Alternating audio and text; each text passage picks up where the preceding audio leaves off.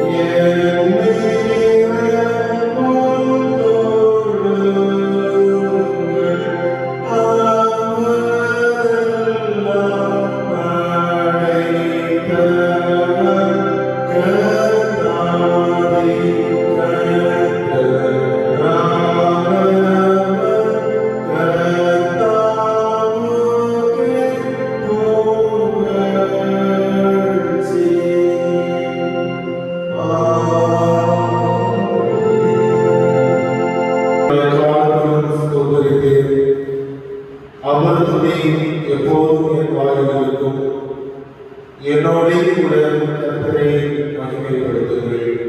நாம் ஜெபம் செய்வோம். பிரியமானவர்களே, ஆசீர்வாதமும் மனமகிழ்ச்சியும் நிறைந்த பரிசுத்தமான ஓய்வு நாளின் காலை பொழுதிலே இறைவனுடைய திருவிழிலே இல்லங்களிலே இருந்து உள்ளங்களை ஆண்டவருக்கு நேராக ஏறெடுத்து இந்த தொழுகையிலே நம்மை நினைத்துக் கொண்டிருக்கின்ற அத்தனை பேரும் உண்மையாகவே ஒரு சில நிமிடங்கள் நம்முடைய உள்ளங்களை ஆண்டவருக்கு நேராக ஏறெடுப்போமா? ஆண்டவர் நமக்கு செய்த சகல நன்மைகளை இதழ்களிலே உண்மையோடு நாம் ஆண்டவரை துதித்து அவருடைய திருநாமத்தை நாம் மகிமைப்படுத்துவோம். கடந்த ஞாயிற்றுக்கிழமை தொழுகையிலே ஆண்டவரை துதிக்கவும் அவரை மகிமைப்படுத்தவும் ஆண்டவர் துணை செய்தார்.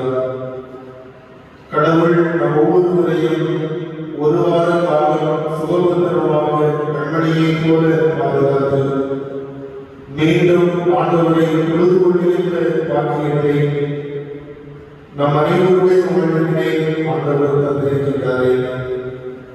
அதற்காக நாம் ஆண்டவரை ஸ்தோத்திரிப்போமா? நாம் தகுதியற்றவர்கள். ஆண்டவருடைய ஆலயத்தின் வாசற்படியிலே விதிப்பதற்கும் நம்முடைய உள்ளங்களை ஆண்டவருக்கு நேராக ஏறெடுக்கவும் நாம் தகுதியற்றவர்கள். தகுதியற்ற நம்மை ஆண்டவர் தகுதிப்படுத்தி இருக்கின்றார். ஒன்றுக்கும் உதவாத நம்மை ஆண்டவர் தெரிவு செய்திருக்கின்றார்.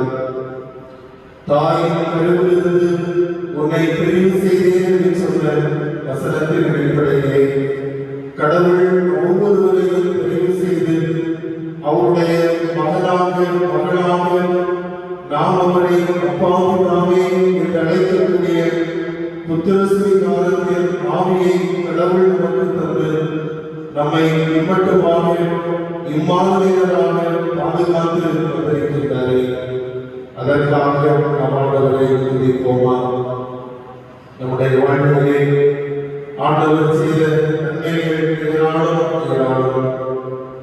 சத்துரு சோதித்திட கடவுள் நம்மோடு இருந்து நம்மை பிரிவு செய்து சத்துருவுடைய சோதனைகளிலே நாம் வீழ்ந்து விடாதபடி நம்மை மேற்கொண்டாரே. அதற்காக நாம் ஆண்டவரை ஸ்தோத்திரித்தோம். கடந்த ஒரு வார காலத்திலே நம்முடைய வாழ்க்கையிலே நாம் பெற்ற நன்மைகளை நினைத்து கொள்வோம். நம்முடைய தனிப்பட்ட வாழ்க்கையிலே, நம்முடைய குடும்ப வாழ்க்கையிலே, நம்முடைய இல்லங்களிலே ஆண்டவர் செய்த நன்மைகளை நினைப்போமா? வறுமையாக இருந்த தருணங்கள் உண்டு, உடைந்து போன தருணங்கள் உண்டு, நொறுங்குண்ட அருங்குண்ட இதயத்தோடு இருந்த நேரங்கள் உண்டு. ஆறுதல் சொல்வதற்கும் அன்பு செலுத்துவதற்கும் யாருக்குள்ளேயே சொல்லி கலைக்கு கவித்த தருணங்கள் உண்டு. அந்த நேரத்தில் எல்லாம் கடவுள் நம்மோடு இருந்து ஏற்றமும் அடுத்த சகாயங்களாக இருந்து நம்மை ஆற்றல்படுத்தி நம்மை பலப்படுத்தி நாம் நிர்மூலமானவர்களை நம்மை வாழ்வின் பாதையை வழிநடத்தினாரே. அந்த ஆண்டவரை உண்மையோடு நாம் ஸ்தோத்திரிப்போம். கொடிய ஒரு தொற்று வியாதியின் காலகட்டத்திலே வாழ்ந்து கொண்டிருக்கின்றோம். ஆண்டவர் தேசத்திலே தொற்று வியாதியின் தாக்கத்தை படிப்படியாக குறைய செய்திருக்கின்றார். ஆண்டவரை ஸ்தோத்திரிப்போம். தொடர்ந்து அந்த வியாதி முற்றிலுமாக மாற்றப்படும். ஆண்டவரை நாம் திருச்சபையிலே தொழுது கொள்கின்ற வாய்ப்பினை ஆண்டவர் நமக்கு விடுமையாக தர நம் ஆண்டவரை நோக்கி வேண்டுதல்களை எழுதுவோம். ஆண்டவர் செய்த நன்மைகளை நினைத்து ஆண்டவருக்கு நன்றி பலிகளை ஏற்படுத்தலாம். ஒரு சில நிமிடங்கள் கூட நம்முடைய வேண்டுதல்களை ஆண்டவருடைய சமூகத்திலே நாம் தெரியப்படுத்துவோமா? நம்ம தெரியவில்லை நம்முடைய உள்ளங்களை ஆண்டவருக்கு நேராக நம்முடைய எல்லா தேவைகளுக்காக, நம்முடைய எல்லா வேண்டுதல்களுக்காக இந்த வேளையிலே நம்முடைய தேவைகளை, வேண்டுதல்களை ஆண்டவருடைய சமூகத்திலே நாம் தெரியப்படுத்துவோம். கோழி தன் குஞ்சுகளை கூட்டி சேர்த்து அதற்கு வாழ்வு தருவது போல தகப்பன் தன்னுடைய பிள்ளைகளை இறங்குவது போல நம் அனைவருக்கும் பரம தகப்பனாக, தாயாக இருந்து வழிநடத்தில் இருந்த கடவுள் நம்முடைய வேண்டுதல்களை கேட்க அவர் சித்தம் கொண்டிருக்கின்றார். அன்புக்குரியவர்களே, ஒருவேளை உடைக்கப்பட்ட இருதயத்தோடு, நொறுங்கொண்ட நறுங்கொண்ட இருதயத்தோடு இந்த வேளையிலே ஆண்டவரை நோக்கி ஜெபித்துக் கொண்டிருக்கலாம். ஆண்டவர் நம்முடைய வேண்டுதல்களுக்கு செவி சாய்க்க போதுமானவராக இருக்கின்றார். அத்தனை பேரும் ஆண்டவருக்கு நேராக நாம் ஜெபிப்போம். ஆண்டவர் தொடர்ந்து இந்த தொற்று வியாதியின் தாக்கத்தை மாற்றி நாம் எல்லாரும் இணைந்து ஒரே குடும்பமாக, நானும் என் வீட்டாளர்கள் கர்த்தரையே சேவிப்போம் என்று சொல்வது போல ஒரே குடும்பமாக ஆலயத்திலே வந்து ஆண்டவரை ஆராதிக்கின்ற ஒரு திருவிழை வெகு விரைவிலே ஆண்டவர் நமக்கு தருபடியாக, தேசத்திற்கு தருபடியாக நம் ஆண்டவரை நோக்கி செல்வோம். கடவுள் நமக்கு தந்திருக்கின்ற திருச்சபைக்காக நாம் ஜெபிப்போம். திருச்சபையின் ஊழியர்களுக்காக நாம் ஜெபிப்போம். திருச்சபையின் எல்லா தேவைகளுக்காக நாம் ஜெபிப்போம். திருச்சபையின் எல்லா குடும்பங்களுக்காக நாம் ஜெபிப்போம். ஒவ்வொரு குடும்பங்களையும் அநேக தேவைகளோடு, ஒவ்வொரு குடும்பங்களையும் ஆண்டவர் ஆசீர்வதிக்கும்படியாக இந்த வேளையிலே நம் ஆண்டவரை நோக்கி ஜெபிப்போம். பொருளாதாரத்திலே பின்தங்கிய குடும்பங்களோடு, இன்னும் இந்த வேளையிலே துக்கத்தோடு, துயரத்தோடு இருக்கின்ற குடும்பங்களோடு, பலவீனத்தோடு இருக்கின்ற குடும்பங்களோடு, இல்லங்களிலே மருத்துவமனைகளிலே இருக்கின்றவர்களோடு, ஒவ்வொருவருக்காக, ஒவ்வொருவருடைய வாழ்க்கையும் ஆண்டவர் ஆசீர்வதித்து நன்மைகளை பெறும்படியாக நம் ஆண்டவரை நோக்கி ஜெபிப்போம். இரக்கமுள்ள ஆண்டவர் நம்முடைய வேண்டுதல்களை கேட்டு நமக்கு பொதுவாழ்வு தரும்படியாக நாம் ஜெபிப்போமா? நம்முடைய இல்லங்களிலே குடும்ப தலைவர்களை, அருமையான குடும்ப தலைவர்களை, கணவனுக்காக, மனைவிக்காக, உடன் பிறந்தவர்களுக்காக, நம்முடைய பெற்றோருக்காக, நம்முடைய பிள்ளைகளுக்காக இந்த வேளையிலே நாம் ஆண்டவரை நோக்கி ஜெபிப்போம். கிடைக்கின்ற பிள்ளைகளுக்கு ஆண்டவர் நல்ல ஞானத்தை தரும்படியாக ஜெபிப்போம். உயர்கல்விகளுக்காக, பணி வாய்ப்புகளுக்காக எதிர்நோக்கி கொண்டிருக்கின்றவர்களுக்கு ஏற்ற காலத்திலே நன்மைகளை ஆண்டவர் தரும்படியாக இந்த வேளையிலே நாம் ஜெபிப்போம். ஒவ்வொருவரும் என்னென்ன தேவைகளோடு இந்த வேளையிலே நாம் இருக்கின்றோமோ அத்தனை தேவைகளையும் நாம் நினைத்து உள்ளத்தின் ஆழத்திலிருந்து உதடுகளை திறந்து ஆண்டவரை என்னுடைய வாழ்க்கையிலே நீர் போதுமானவராக உண்மையாக சொல்லி நாம் ஜெபிப்போமா?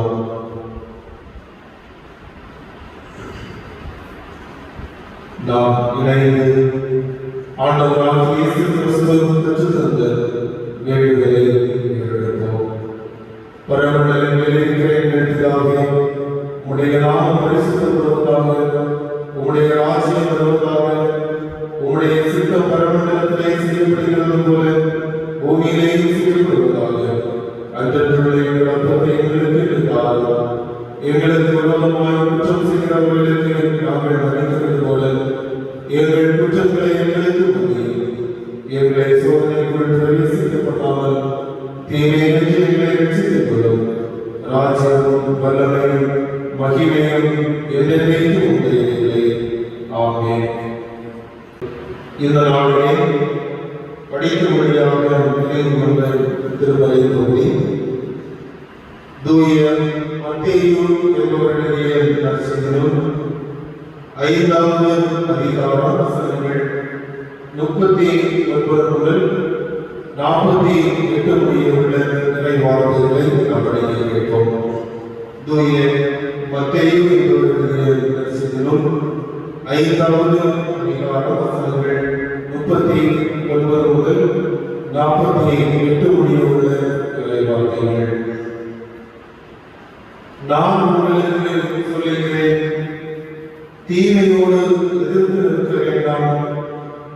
ஒருவன் உன்னை வலது கன்னத்தில் அறைந்தால் அவனுக்கு மறு கன்னத்தையும் திருப்பிக் கொடு.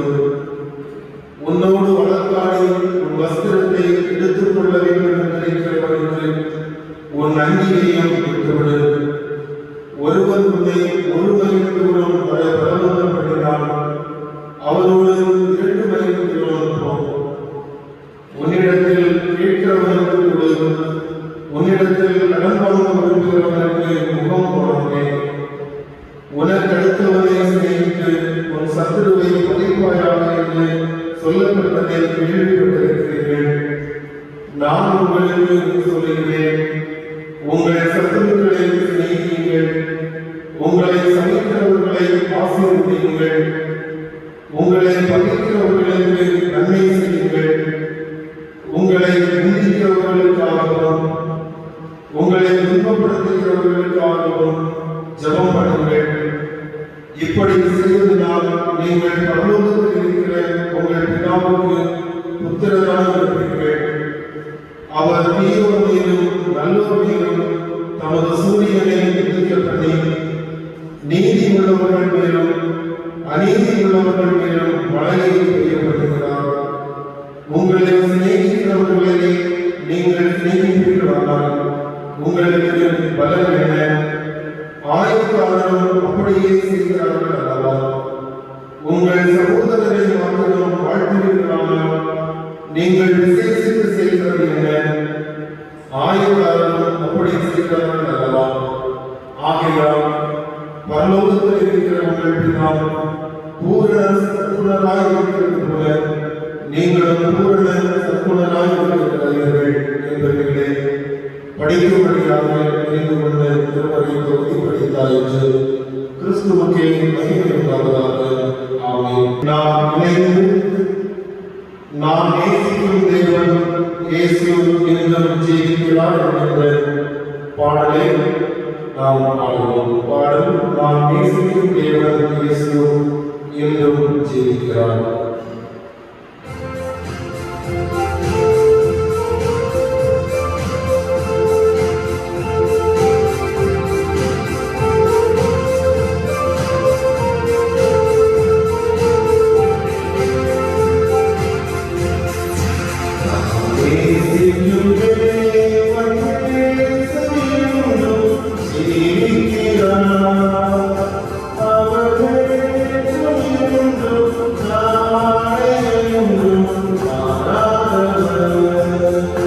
Amen.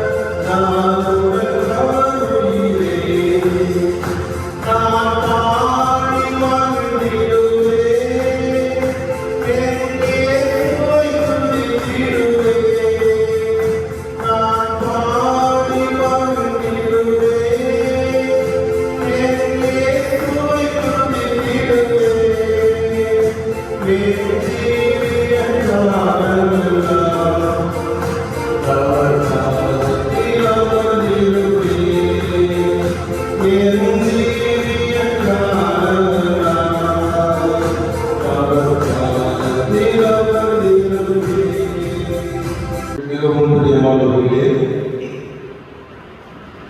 இந்த பரிசுத்தமான ஓய்வு நாள்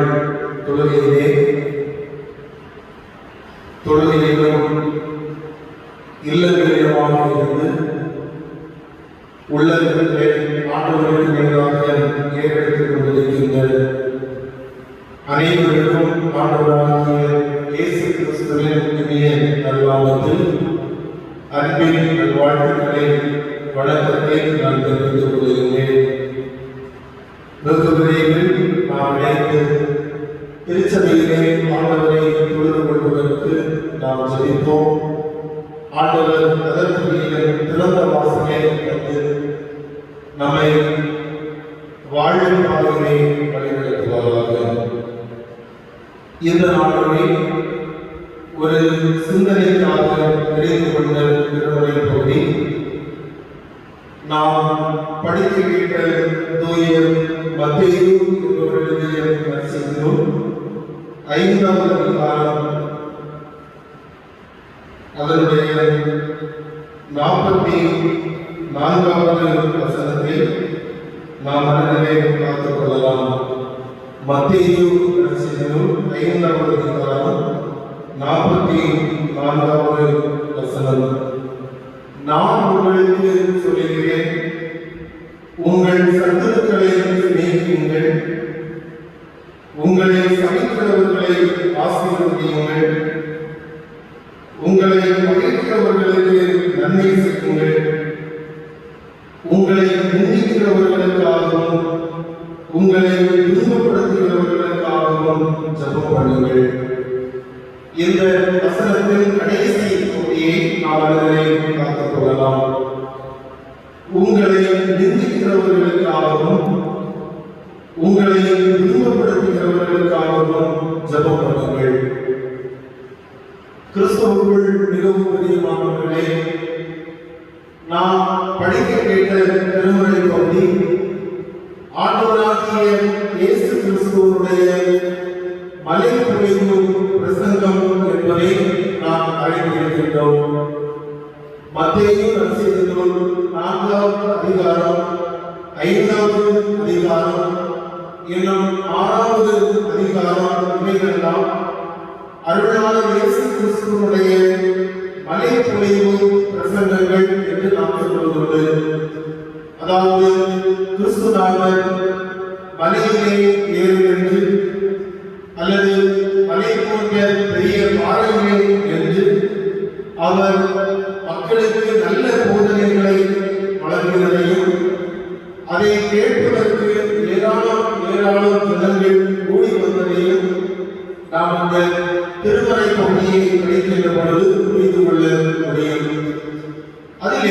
அவர் ஏராளம் நல்ல அறிவுரைகளை அவர் ஜனங்களுக்கு போதிக்கின்றார். அநேக அறிவுரைகள் அங்கே சொல்லப்பட்டிருக்கிறது. நாம் படிக்கின்ற அந்த திருமறை பகுதியிலும் ஏராளம் அறிவுரைகள் சொல்லப்பட்டிருக்கிறது. அதிலே குறிப்பாக நாம் படிக்கின்ற வசனத்தில் கடைசி பகுதியிலே சொல்லப்பட்டிருக்கின்ற ஒரு அறிவுரையை நாம் இந்த நாளிலே சிந்தித்து நம்முடைய வாழ்க்கையிலே அதை நமக்கு சொந்தமாக மாற்றுகின்ற பொழுது நமக்கு அது ஆசீர்வாதமாக அமையும் என்று நான் நம்புகிறேன். உங்களை நிந்திக்கிறவர்களுக்காக ஜெபம் பண்ணுங்கள். உங்களை நிந்திக்கிறவர்களுக்காக ஜெபம் பண்ணுங்கள். இங்கே சொல்லப்பட்டிருக்கின்ற நிந்தனை என்று சொல்லுகின்ற வார்த்தையுடைய பொருளை நாம் சொல்லாமலே நாம் அனைவரும் அறிந்திருக்கின்றோம். நிந்தனை என்று சொல்லுகின்ற பொழுது ஒருவர் மற்றொருவரை குறை சொல்வது என்று எடுத்துக் கொள்ளலாம், அல்லது ஒருவர் மற்றொருவரை குற்றப்படுத்துதல் என்று நாம் எடுத்துக் கொள்ளலாம். இன்னும் சொல்ல வேண்டுமென்றால் ஒருவர் தன்னிடத்தில் மிகப்பெரிய தவறினை வைத்து பிறரிடத்திலே அவருடைய குறைகளை சுட்டிக்காட்டி அவருடைய உள்ளத்தை காயப்படுத்துதல் என்று கூட நாம் வைத்துக் கொள்ளலாம். நிந்தனை நிந்தித்தல் என்று சொல்லுகின்ற வார்த்தையுடைய பொருளை நாம் அறிந்திருக்கின்றோம். பல சூழல்களிலே நாமும் தெரிந்தோ தெரியாமலோ பிறரை நம்முடைய வார்த்தையினாலே செயல்பாடுகளினாலே நிந்திக்கின்றவர்களாக இருக்கின்றோம், அல்லது பிறர் நம்மை நிந்திக்கின்றவர்களாக நாம் காணப்பட்டு நாம் அந்த நிந்தனையை அனுபவித்திருக்கின்றோம். இப்படி நிந்தனை என்பது நமக்கு புதியது அல்ல என்பதை நாம் அறிந்திருக்கின்றோம். இங்கே அருளாளர் இயேசு கிறிஸ்து சொல்லுகின்ற பொழுது இப்படி ஒருவர் உன்னை நிந்தித்தால், ஒருவேளை நீ தவறு செய்யாமலே அல்லது தவறு செய்தோ எப்படியோ உன்னை நிந்தித்தால், நீ அதற்கு கைமாறாக அவரை நிந்திப்பது அல்ல, அல்லது உன்னை நிந்தித்தவரை பழிவாங்க துடிப்பது அல்ல, உன்னை நிந்தித்த மனிதனுக்கு கேடு செய்ய நினைப்பது அல்ல, உன்னை நிந்தித்த மனிதனுக்கு துரோகம் செய்ய நினைப்பது அல்ல, அல்லது உன்னை நிந்தித்த மனிதனுக்கு தீங்கு செய்ய நினைப்பது அல்ல.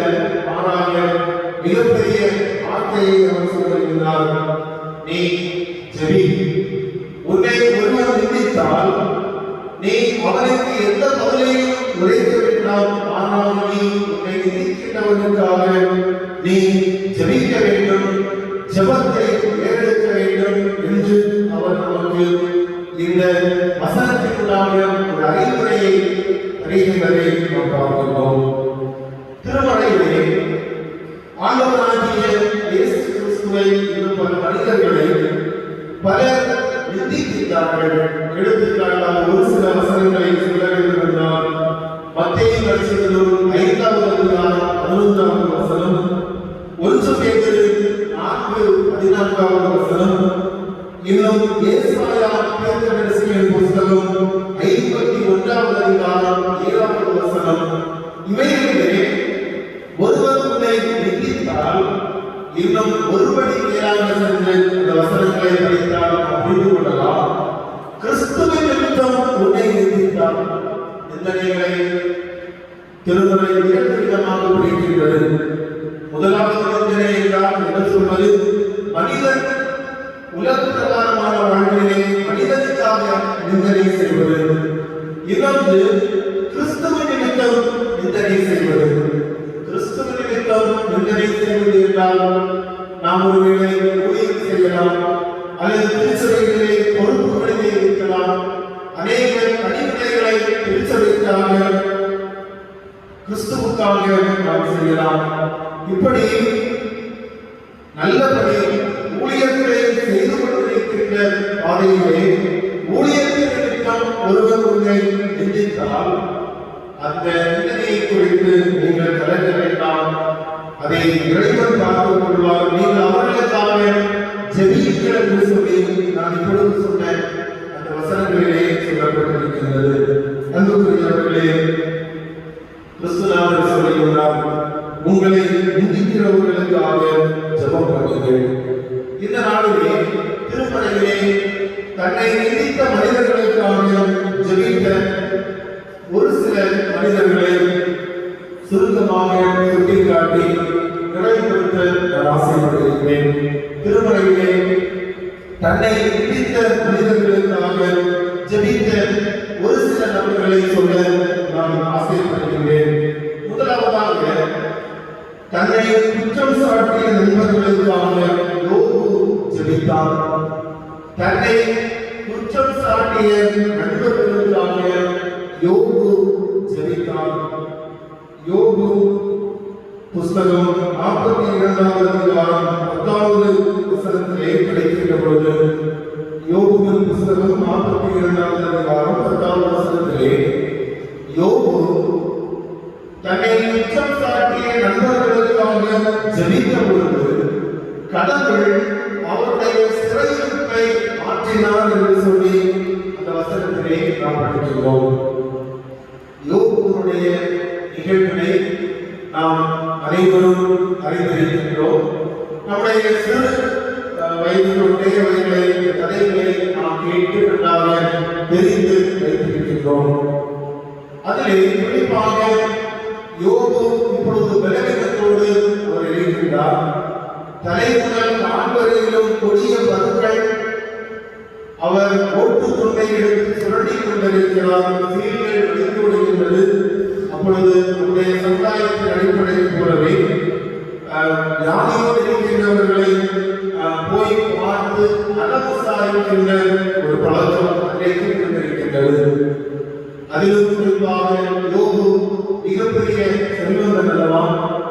ஏராளம் நபர்கள் நலம் விசாரிக்க சென்றிருப்பார்கள். நிச்சயமாக அதிலே பொதுவாக நாம் அறிந்திருக்கின்றோம், நோயாளியாக இருக்கின்றவர்களை நலம் விசாரிக்க செல்கின்றவர்கள் பல வேளைகளிலே தெரிந்தோ தெரியாமலும் பல வார்த்தைகளை அந்த நோயாளியாக இருக்கின்ற நபருடைய உள்ளம் உட்படும்படியாக பேசிவிடுவார்கள். இங்கும் அதுதான் நடைபெறுகிறது. யோபுடைய நெருங்கிய நண்பர்கள் சிலர் இந்த யோபுவை நலம் விசாரிப்பதற்காக செல்கிறார்கள்.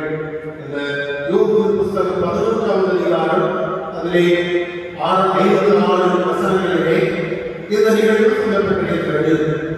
யோபுடைய நண்பர்கள் யோபுவை நலம் விசாரிப்பதற்காக சொல்லுகிறார்கள். அப்பொழுது நண்பர்கள் அல்லவா, அவர்கள் சில வார்த்தைகளை அங்கே உதிர்க்கிறார்கள். என்ன சொல்லுகிறார்கள்? யோபுவை குறித்து சமூகத்திலே ஒரு நல்ல அபிப்பிராயம் இருந்தது. கடவுளுக்கு பயந்தவன், கடவுளை நேசிப்பவன், உத்தமனாக வாழ்ந்தவன், அந்த தேசத்திலே எல்லா மனிதர்களுக்கும் சிறந்தவன் என்று சொல்லி யோபுவை குறித்து ஒரு நல்ல கருத்து சமூகத்திலே காணப்பட்டது. இந்த நண்பர்கள் நலம் விசாரிக்க வந்தவர்கள் சில வார்த்தைகளை சொல்லுகின்றார்கள். எப்படி? ஒருவேளை நீ யோபுவை பார்த்து நீ சமூகத்திலே பிற மனிதர்களுடைய பார்வையிலே நல்லவனை போல ஒருவேளை நடித்துக் கொண்டு நீ வாழ்ந்திருக்கலாம். ஆனால் உன்னுடைய உண்மையான வாழ்க்கையிலே சுயநலம் என்று சொல்லுவோம் அல்லவா, அப்படிப்பட்ட தனிப்பட்ட வாழ்க்கையிலே நீ ஒருவேளை யாருக்கும் தெரியாமல் பாவம் செய்திருக்கலாம். ஆகவேதான் கடவுள் இந்த தண்டனையை, நோயை உனக்கு தந்திருக்கிறார் என்று சொல்லி நண்பர்கள் சொல்கிறார்கள். இந்த வார்த்தைகளை கேட்டு அந்த யோபு அவருடைய உள்ளம் வருகிறது. ஏனென்றால் நண்பர்கள் என்று சொல்லி, அதில் உண்மையான நண்பர்கள் என்று சொல்லுகின்ற பொழுது எல்லா நிலையிலும் ஆறுதலாக இருக்க வேண்டியவர்கள் நண்பர்கள். ஆனால் இந்த யோபுடைய நண்பர்கள் யோபுவை அவர் தன்னுடைய வார்த்தையினாலே நிந்திக்கிறார்கள்.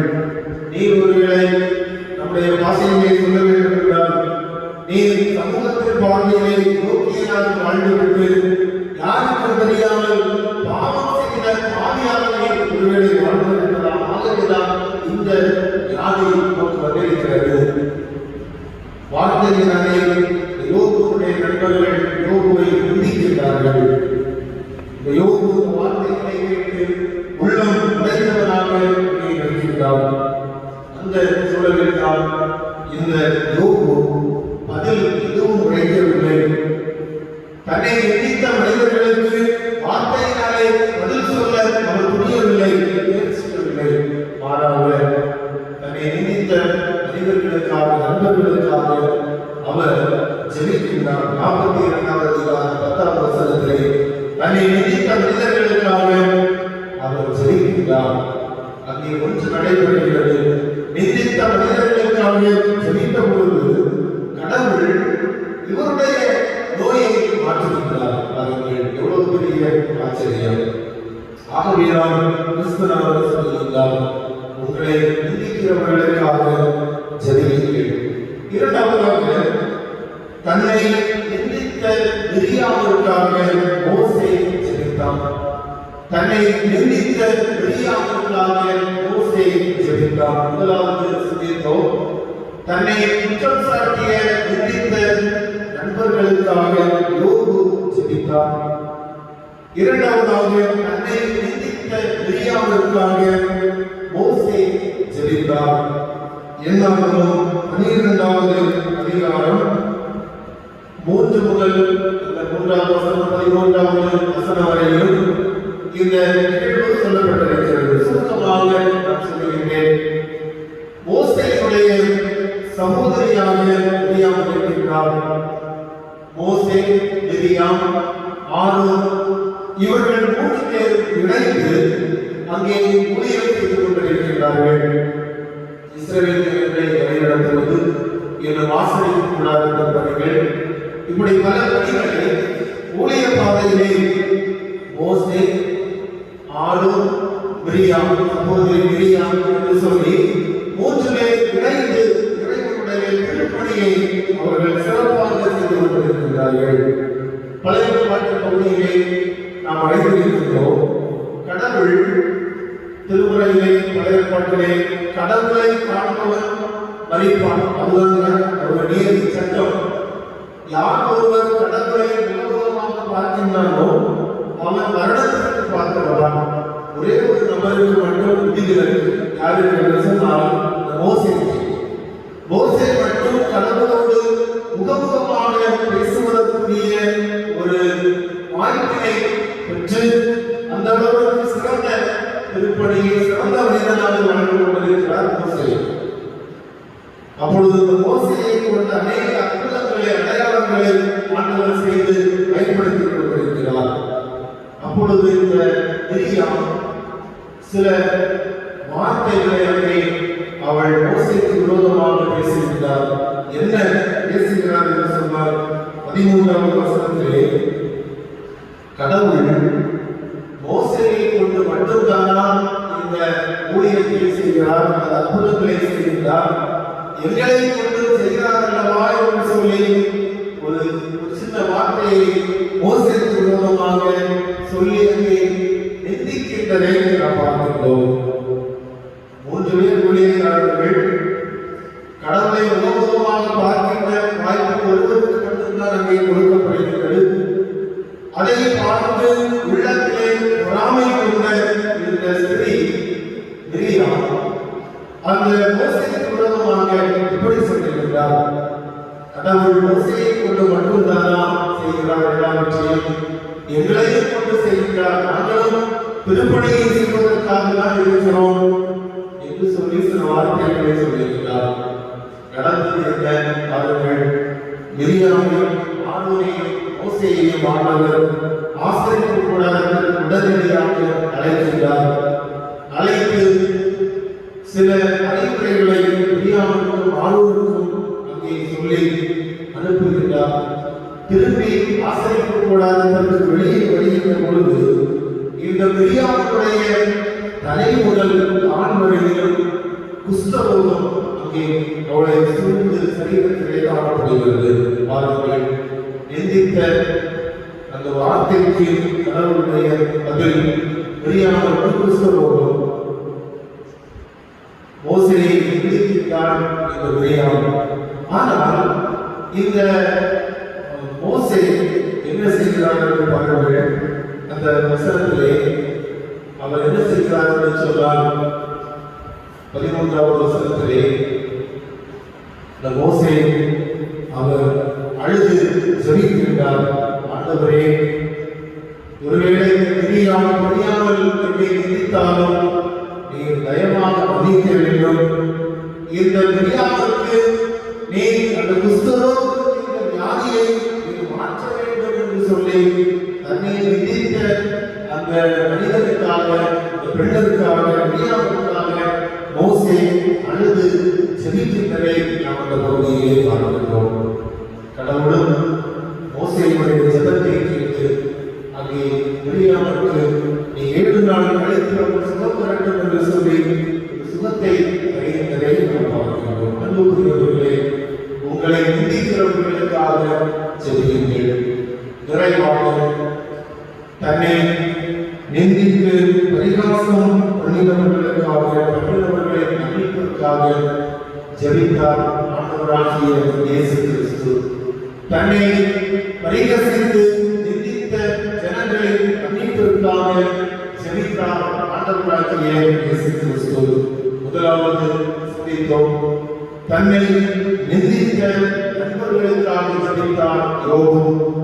இரண்டாவதாக தன்னை நிந்தித்த மிரியாமுக்காக ஜெபித்தார் மோசே.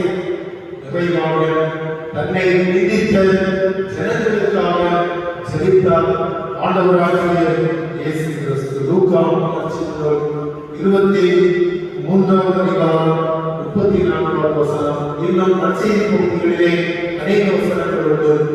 இவைகளை நாம் படிக்கின்ற பொழுது தன்னை நிந்தித்த அனைத்து ஜனங்களுக்காக கிறிஸ்து அங்கே ஜெபிக்கின்றார். எல்லாவற்றுக்கும் மேலாக அவர் சிலுவையிலே தொங்கிக் கொண்டிருந்த வேளையிலே அவர் உதித்த முதலாவது வார்த்தை, பிதாவே இவர்களுக்கு மன்னியும், பிதாவே இவர்களுக்கு மன்னியும், தாங்கள் செய்வது இன்னதென்று அறியாதிருக்கிறார்களே, ஆகவே இவர்களை மன்னித்து அவர்களுக்கு வாழ்வு தர வேண்டும் என்று சொல்லி தன்னை நிந்தித்து பரிகசித்து உமிழ்ந்து அடித்து ஏளனப்படுத்திய, தன்னோடு இருந்து இப்பொழுது தனக்கு எதிராக பேசுகின்ற ஒட்டுமொத்த ஜனங்களுக்காக கிறிஸ்துவாகவே அவர் ஜெபிக்கின்றார். உடன் இருந்தவர்கள் இப்பொழுது வசைப்பாடுகிறார்கள். உடன் இருந்த முழுமையான வலதுபுறமாக இடதுபுறமாக இருந்த சீடர்கள் கூட விடுதலைக்கு ஓடி ஒளிகிறார்கள். அந்த சீடத்துவ குரூப்பிலே மிக முக்கியமாக இருந்த யூதாஸ் காரியத்தை கூட அவர் காட்டிக் கொடுத்து ஓடி ஒளிகிறார். இப்படி அனைத்து ஜனங்களாலும் இத்தனை மட்டுமே அனுபவித்த கிறிஸ்துநாதர் கூட அவர் நினைத்தால் வார்த்தையினாலே அனைவரையும் அவர் அப்புறப்படுத்தி இருக்கிறார். அன்றைக்கு அந்த நூற்றுக்கடிகள் சொன்னாலே ஒரு வார்த்தை சொல்லும் கர்த்தாவே, என் வேலைக்காரர் சுத்தமாவார். அந்த அளவுக்கு கிறிஸ்துவனுடைய வார்த்தையிலே வல்லமை இருக்கிறது. ஒரு வார்த்தை சொல்லியிருந்தால் எதிரிகளெல்லாம் நிர்மூலமாகிவிடுவார்கள். ஆனால் கிறிஸ்துநாதர் அதை செய்யாமல் அனைத்தையும் பொறுமையோடு சந்தித்து நிந்தனையை ஏற்றுக்கொண்டு அவர் நிந்தித்த ஜனங்களுக்காக ஜெபிக்கின்ற ஒரு நல்ல உள்ளத்தை நாம் திருமறையிலே பார்க்கிறோம். கிறிஸ்துவுக்குள் மிகவும் பிரியமானவர்களே, இந்த தொழுகையிலே இறை வார்த்தைக்கு செவிசாய்த்துக் கொண்டிருக்கின்ற நாம் நம்மை ஒருவரும் ஆய்வு செய்ய கடமைப்பட்டிருக்கின்றோம். நம்முடைய வாழ்க்கையிலே பலவீனத்திலே நாம் மனிதர்கள் எல்லாம் வழிமாறுகின்ற எண்ணத்தோடு நாம் வாழ்ந்து கொண்டிருக்கலாம். பிறரை நிந்திக்க வேண்டும் என்கின்ற எண்ணத்தோடு வாழ்ந்து கொண்டிருக்கலாம். நிந்திக்க துடிக்கலாம், அல்லது நிந்தனைகளுக்கு நாம் அடிமைப்பட்டிருக்கலாம். பலர் நம்மை நிந்தித்திருக்கலாம். எப்படியாக இருந்தாலும் அந்த எண்ணங்களை நாம் மாற்றி நம் நம்மை நிந்திக்கிறவர்களுக்காக நாம் ஜெபிக்க இந்த வேளையிலே அழைக்கப்படுகின்றோம். பிறருக்காக நம்மை நிந்திக்கிறவர்களுக்காக ஜெபிக்கின்ற பொழுது ஆண்டவர் பிறரையும் ஜெபிக்கின்ற நம்மை அவர் ஆசீர்வதித்து நம்மை வாழ்வின் பாதையிலே வழிநடத்துவார். இந்த திருமறை சொல்கின்ற வார்த்தை திருமறையை பழைய பிரசங்கத்திலே கிறிஸ்துநாதர் சொல்லுகின்ற நல்ல அறிவுரைகள். அந்த அறிவுரைகளை நாம் கேட்க கடமைப்பட்டிருக்கின்றோம். அந்த கிறிஸ்துநாதர் சொல்லுகின்ற அறிவுரைகள் எப்படிப்பட்டது? நாம் இங்கே சிந்தித்த வார்த்தைகள் பக்தர் சொல்லுகின்றார். கிறிஸ்துநாதருடைய வார்த்தைகள் தேன் இனிமையை காட்டிலும் ஒரு தேன் அதனுடைய சுவையை நாம் அறிந்திருக்கின்றோம். நல்ல இனிமை உடையது. அந்த தேன் தருகின்ற இனிமையை விட கிறிஸ்துநாதர் தருகின்ற அந்த மலைப்பொழிவு வார்த்தைகள் வசனங்கள் இனிமையானது. அந்த வார்த்தைகளை தேனை போன்ற மதுரமான இனிமையான வார்த்தைகளை நம்முடைய வாழ்க்கையிலே உங்களுடைய வாழ்க்கையிலே இந்த வார்த்தைகளை கேட்டுக் கொண்டிருக்கின்ற ஒவ்வொருவருடைய வாழ்க்கையிலே கேட்டு செயல்படுத்துகின்ற பொழுது அது எல்லா நிலையிலும் அருந்தாக வாழ்வுக்கு நன்மையை தருகின்றதாக, மேன்மையை தருகின்றதாக, ஆசீர்வாதத்தை தருகின்றதாக அமையும் என்று சொல்லி கர்த்தர் பாடுகிறார். நாம் அனைத்து 307வது திவ்ய மூலமாகவே கீர்த்தனை 307.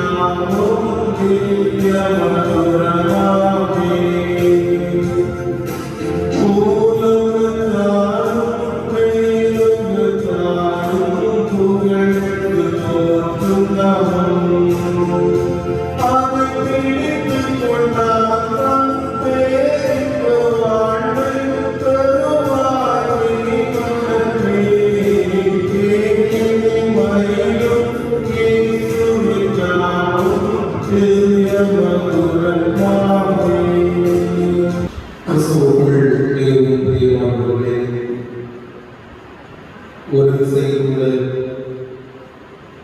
நம்முடைய உள்ளங்களை ஆண்டவருக்கு எதிராக ஏற்படுவோம்.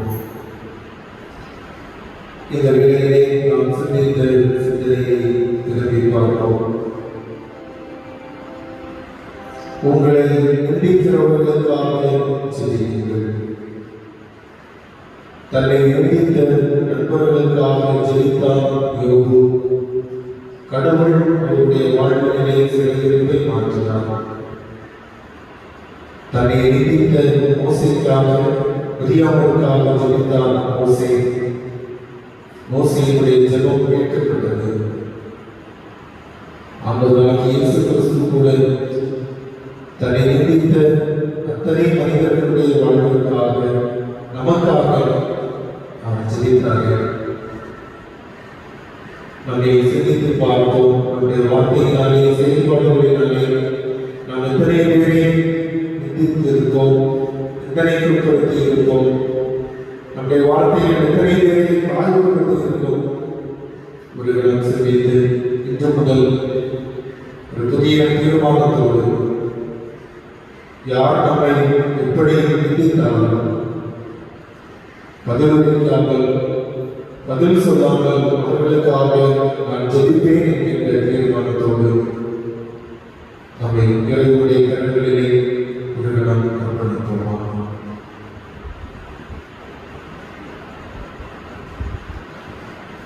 எங்கள் தந்தையாம் கடவுளே, உம்மை நன்றி உணர்வோடு துதிக்கின்றோம், ஸ்தோத்திரிக்கின்றோம் ஐயா. இந்த தொழுகையிலே நாங்கள் இணைத்துக் கொள்வதற்கு ஆண்டவர் அருள் தந்தீர்.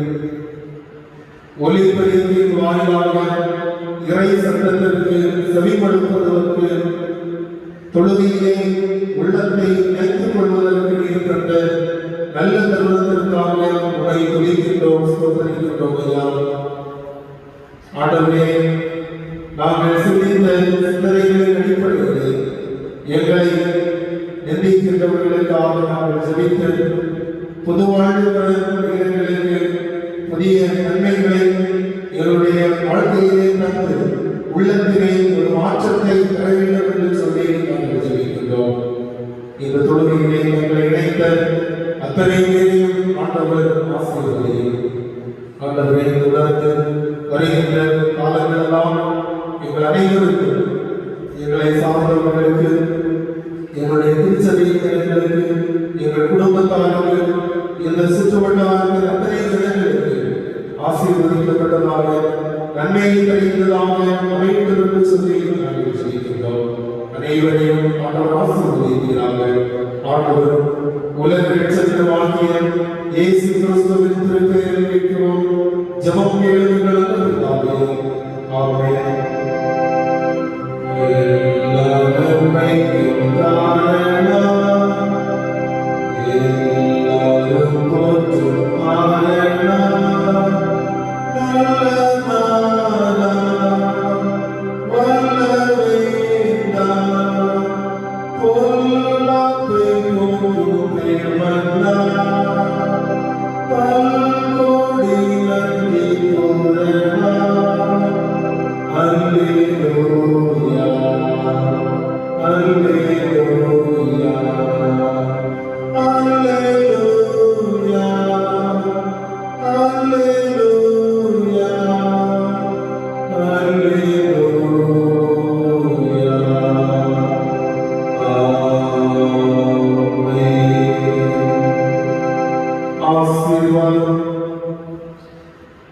நமது ஆண்டவராகிய இயேசு கிறிஸ்துவின் கிருபையும் கடவுளுடைய அன்பும் தூய ஆவியானவரின் ஐக்கியமுமான சிநேகமும் நம் அனைவரோடும் என்றும் என்றும் சதா காலங்களிலும் நிலைத்திருப்பதாக.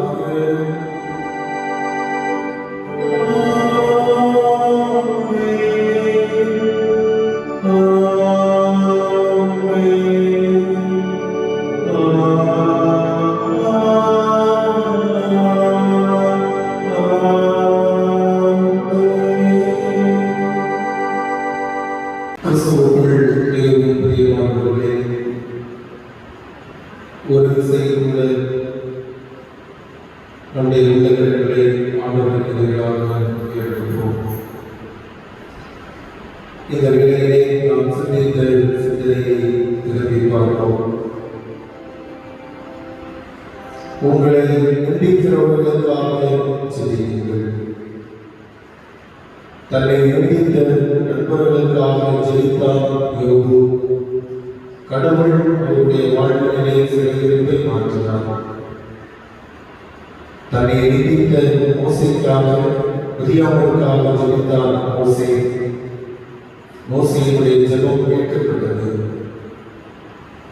ஆண்டவராகிய இயேசு கிறிஸ்து கூட தன்னை நிந்தித்த அத்தனை மனிதர்களுடைய வாழ்வுக்காக நமக்காக அவர் ஜெபித்தார்கள். நம்மை சிந்தித்து பார்த்தோம். நம்முடைய வார்த்தையினாலே செயல்பாடுகளினாலே நாம் எத்தனை பேரை நிந்தித்து இருக்கோம், எத்தனை குறிப்படுத்தி இருக்கோம், நம்முடைய வார்த்தையில் எத்தனை பேரை காயப்படுத்தி இருக்கோம்.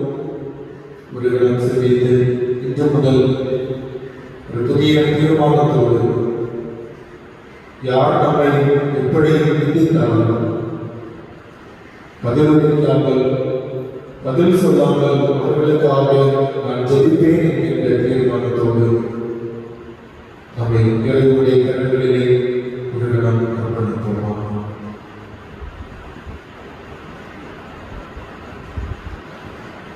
எங்கள் தந்தையாம் கடவுளே, உம்மை நன்றி உணர்வோடு துதிக்கின்றோம், ஸ்தோத்திரிக்கின்றோம் ஐயா. இந்த தொழுகையிலே நாங்கள் இணைத்துக் கொள்வதற்கு ஆண்டவர் அருள் தந்தீர். ஒலிபெருக்கின் வாயிலாக இறை சட்டத்திற்கு செவிமடுப்பதற்கு தொழுகையிலே உள்ளத்தை இணைத்துக் கொள்வதற்கு நீர் தந்த நல்ல தருணத்திற்காக உம்மை துதிக்கின்றோம், ஸ்தோத்திரிக்கின்றோம் ஐயா.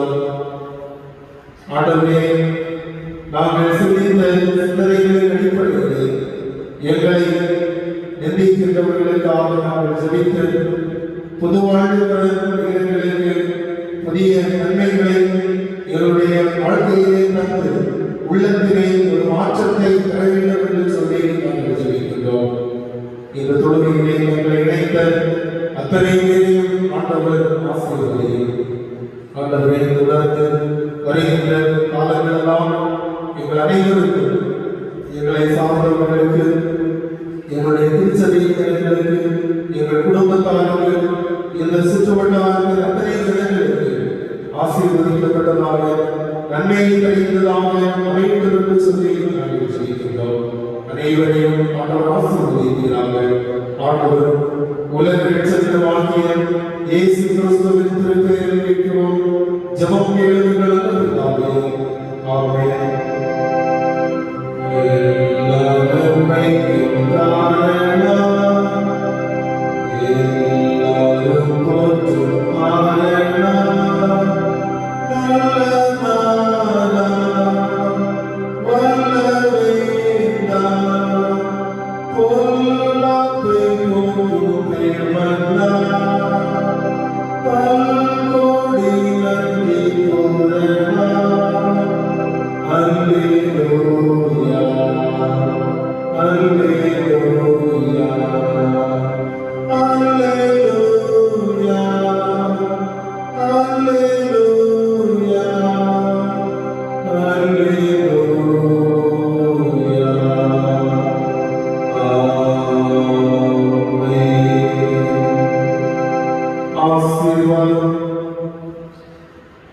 நமது ஆண்டவராகிய இயேசு கிறிஸ்துவின் கிருபையும் கடவுளுடைய அன்பும் தூய ஆவியானவரின்